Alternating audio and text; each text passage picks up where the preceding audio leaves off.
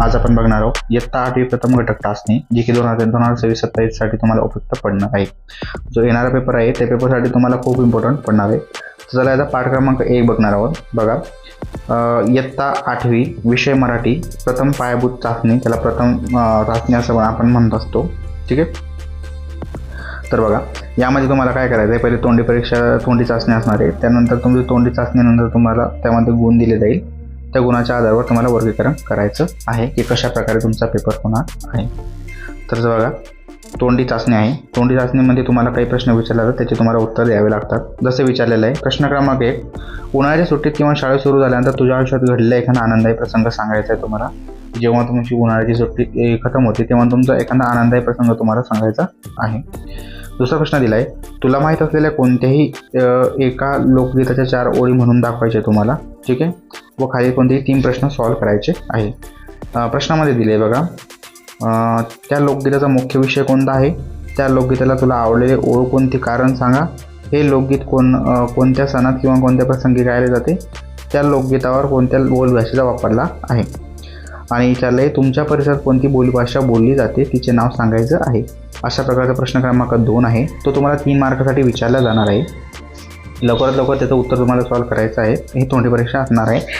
तोंडीप्रमाणे तुम्हाला त्यांना सांगायचं आहे. बघा, यामध्ये नंतर आपल्याला विचारला आहे प्रश्न क्रमांक 3, आणि खूप महत्त्वाचा प्रश्न यामध्ये होणार आहे. प्रश्न क्रमांक 3 म्हणजे बघा, खालील उतारा वाच व त्या खालील प्रश्नाचे दिलेल्या प्रश्नांची उत्तरे लिहायची आहे. उताराचं आपण इथं वाचन करूया. पावसाळा हा ऋतू निसर्गाचे वरदान आहे. यामुळे ऋतूमुळे पृथ्वीवर सर्व सजीवांचे जीवन मिळेल. ते पावसाने रती हिरवागार होते. शेतकऱ्यांनी पिके चांगली येतात. नदी नाले तलाव धरणे पाण्याने भरतात. पावसाळ्यामुळे हवा स्वच्छ होते. वातावरण आल्हाददायी बनते. पावसात मातीचा सुगंध दरवळतो. बेंडूक, कंबरळते, मोर हे प्राणी आनंदाने नाचतात. पावसाळ्यात आपल्या छत्री, रेनकोट व गुंबोटा यांचा आधार घ्यावा लागतो. पावसाचे पाणी साठवणे हीच काळाची गरज आहे. पाण्याचा अपव्यय टाळला पाहिजे. पावसाळ्यात जपून केले पाहिजे. आपले भविष्य सुरक्षित राहणार आहे. अशा प्रकारचा तुम्हाला एक पॅराग्राफ दिला जाणार आहे. त्या पॅराग्राफ तुम्हाला चांगलं वाचन करून त्या आधारावर तुम्हाला कृती करायची आहे. इन शॉर्ट आपण व्हिडिओ लवकरात लवकर आठवणार आहे. असे 3-4 पार्ट यामध्ये होणार आहे. तुम्हाला पार्टमध्ये व्हिडिओ लवकरात लवकर बघायचे आहे.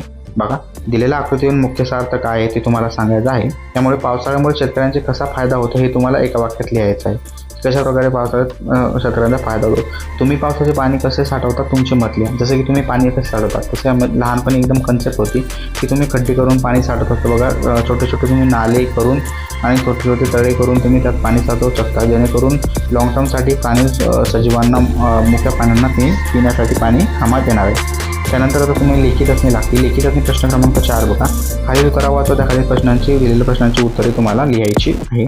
तसं आपण यामध्ये उत्तराचं वाचन करूया. बघा, आमच्या गावात आठवडी बाजार भरायचा. म्हादू आयते कपडे विकायला यायचा. सगळा डोंगर भाग फक्त बायवाटात तो आपला माल घोड्यावर लादून आणायचा.